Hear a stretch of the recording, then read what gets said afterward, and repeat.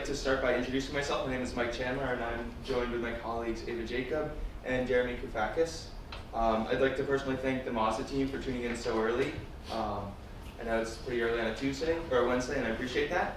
So today we're going to be analyzing the primary data that we collected during Bentley's open house a few weeks ago, including survey and focus group.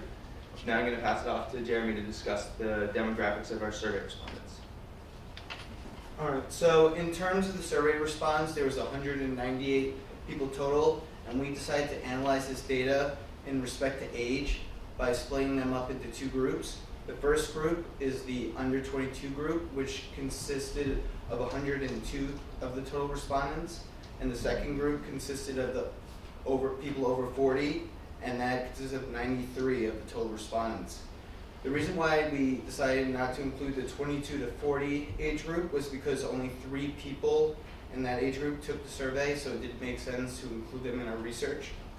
Another important thing to note is that out of the 102 people that were under 22, only 8 of them bought cars, and for the older group, 92 of 93 of the people bought cars before.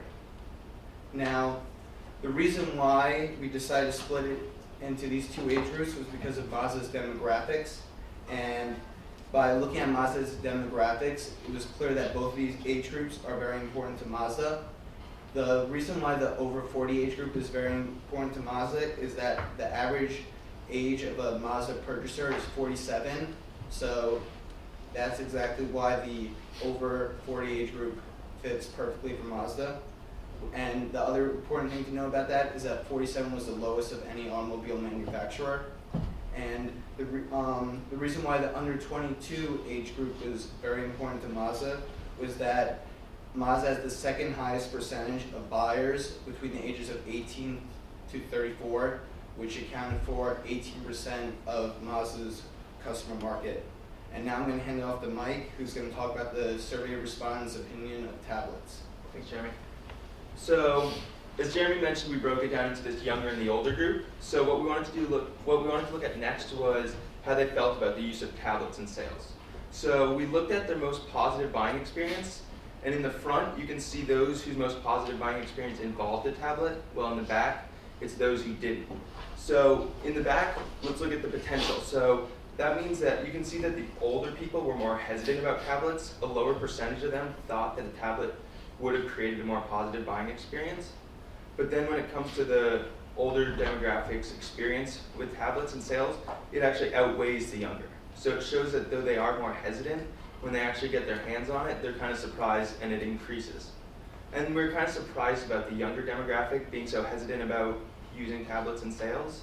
But so to analyze that, what we did was we looked at the 8 younger consumer respondents who had purchased a car and found that all 8 of them thought that a tablet would have benefited a sale or did benefit their sale more. So that shows that it may just be due to their lack of experience buying high-ticketed, high-priced items such as automobiles, and where you really need to compare and look at specs. So from there, we looked at the preferred features. We gave all of our respondents 11 different features and had them rate them 1 to 5, 4 being interested and 5 being very interested. So what you see here is the percentage of respondents that gave it either a 4 or 5, and we narrowed it down to just these top 4 features. So in the front shows all the respondents, and then the back shows just those who saw the Mazda app. And we found that the top 4 were the comparison options, having packages and options, showing detailed specifications, as well as finance options. The only major noticeable difference between all of the respondents and then those who saw the Mazda app was the packages and options, which shows that maybe there should be more of a focus put on those based on their interest. So now I'm going to pass it off to Ava to discuss the learnings from the focus group. A respondent expressed that there should be a kiosk for customers who are waiting at the dealership where they can explore features and build their own vehicles or catch up on any supplementary research that they were unable to uncover in previous findings. A highly demanded app feature when looking at car packages and options or comparing specs between models was the price calculator. Lastly, the About Mazda videos should be tailored to different regions around the U.S. so as not to offend anyone in the Midwest, for example, whose economy relies on car manufacturing. The survey respondents were most impressed with the comparison feature, so we suggest improving it even more by eliminating bugs. During the focus group, issues arose over functionality of the scroll, limiting the amount of specs that we could view. We also recommend adding older models to include specs of cars dating back to 2005 to respect the life expectancy of cars. We found that the average life expectancy of a vehicle was 8 years. This inclusion will help customers compare the car they have now with the car that they're thinking about buying. It will demonstrate the upgrades they will receive as well as build value for the customer while eliminating buyer's remorse. Additionally, the app should include Mazda pricing on the comparison screen as well as the options and packages screens in order to help customers make their purchase decisions. Prices should not be included on other brands because it is difficult to continuously update that information, and you might risk losing a sale if the other brand's car is cheaper. Thanks, Ava. So the second major recommendation that we have is to add search features to the Mazda app. This is based on the features that the respondents were most interested in, which included comparison, the packages and options, and detailed specifications. We think that adding a filtered search bar on the left would allow a more hands-on and visual experience for the consumers during the needs discovery process. If they said that they needed leather or four-wheel drive, you could narrow down the entire line of Mazda cars to just those that would feature it. And that way the consumer could quickly look at all the different cars that would have the features that they needed. For instance, someone in New England wanting all-wheel drive, you could narrow it down to just those vehicles immediately. Additionally, we found that the navigation on the app was kind of slow, especially going from one section to another. So we've decided that there should be a search bar at the top right, and this would allow either the salesperson or the consumer, when they're using it by themselves, to get from one part to another. So it would feature an autofill feature, just like you see on Google, so that, say you were to type in CX, it would show little bars instantly right below that said CX5, CX7, CX9, and you could quickly click to them.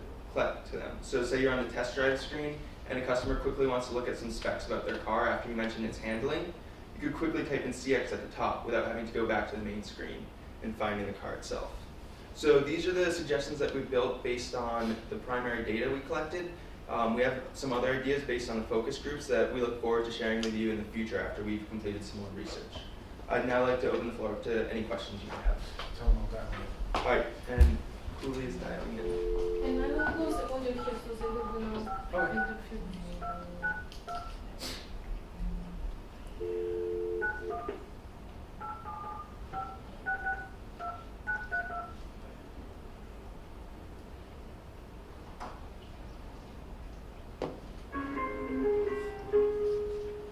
Welcome to meeting place.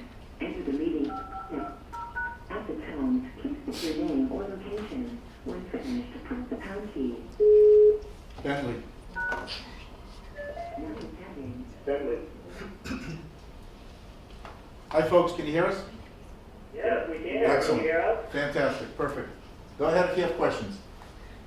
I actually have a question. There was, I think it was one of the first bar charts that you put up. I wanted to ask you two questions back-to-back slides. It was the one about the younger and the older and the not bought, if that's it. So the question was,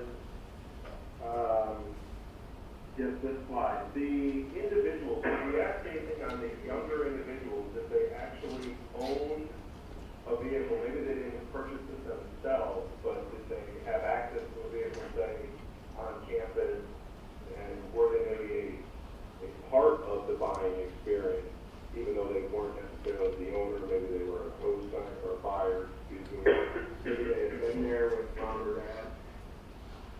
That's a great question. We actually didn't ask them about whether they owned an automobile. And also, a lot of these weren't college students, since this was the open house. There were a lot of prospective college students, so mostly high school students. But we just asked them if they had if they had ever purchased a car. Okay. But that would have been good data to collect. And on this slide, my question is, so for the potential people, was this a question posed as, say, a before and after, meaning did you talk about the idea of an app with the people that are marking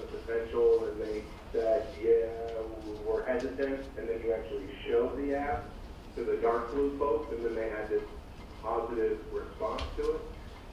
It was actually a little different. I should have clarified that. So the back were we asked all of our respondents about their most positive purchasing experience, and then we followed that up with whether there had been a tablet involved. And then so the back are those people who didn't have a tablet involved in their most positive buying experience. So then they were asked, would a tablet have helped? And so you can see the older demographic didn't think a tablet would have helped that experience as much. And then the front were the respondents who said that there had been a tablet used in their most positive buying experience. And then we asked them, how did that affect the purchase? And the front shows the percentage of respondents from each age group that thought the tablet had helped the purchase. Okay, thank you. You're welcome. Hey everyone, this is Lawrence. Nice job again on the presentation. We'll give you the applause. Question regarding one of the recommendations you made about the kiosk. Can you walk me through it? Again, I'm sorry, maybe I missed it, but what was the rationale or what was some of the backup on how you guys came to the kiosk conclusion? Well, that was actually suggested by one of the respondents. She said that, I'll go right here.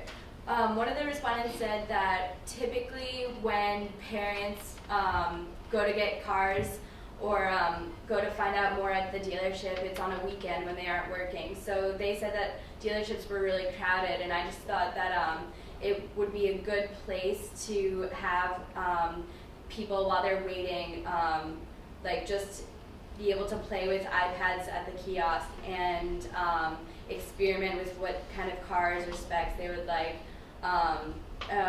And like the price calculator could also be used as like one of those features at the kiosk. And was there a question that was asked regarding if people had done any, or if people typically do research in advance to purchasing a vehicle online or before they get to the dealership? Was that something that you guys had discussed with your interviewees? Through our research, we did determine that a lot of people do research prior to arriving at the dealership. Most of the time, I think it's 80% people knew what they wanted before they got to the dealership. Like what vehicle they had some sort of idea of which vehicle they wanted to purchase. And something I'd like to add to that is a lot of the people do their research on websites such as Consumer Reports and kind of third-party sources. So when they get to the Mazda dealership, if they're looking at the Mazda app, it's going to reflect Mazda in possibly a brighter light, which could give Mazda an advantage on the sale just by them seeing the Mazda specs and none of the really downfalls of the products, and also allowing them to look at the videos prior to their purchase. And this may be a tough question, but the individual who gave the recommendation for the kiosk, were they a respondent that had said that they had done previous research before purchasing a vehicle? I would like to think that's likely, but I can't confirm. Okay. Yeah, no worries. I figured that was a tough question to answer. All right, we're gonna move on to the next team, Lawrence. I'm gonna mute you on my end if you want to mute us at your end. That way we won't get interference over the web. We just get the difference.